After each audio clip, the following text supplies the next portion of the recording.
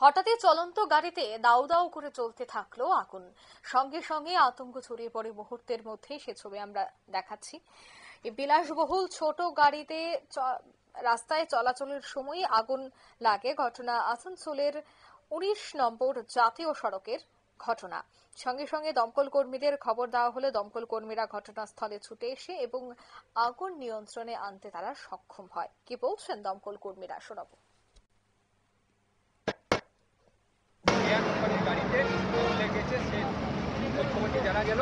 গাড়ি ঠিক করতে এসেছিল, ট্রেন টাইমে বেরিয়েছে, রাস্তাটা কি কারণে লাগতে পারে? কি হতে পারে?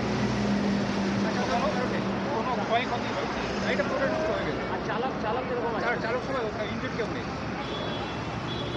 আপনার নাম আপনারা শুনলেন দমকল কর্মীদের বক্তব্য। কারণ জানতে তদন্ত শুরু হয়েছে।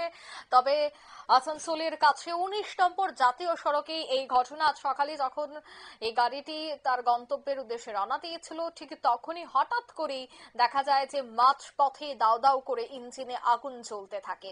নিয়ে নিচ্ছি ছোট্ট একটি বিজ্ঞাপন বিরতি, সঙ্গে থাকুন।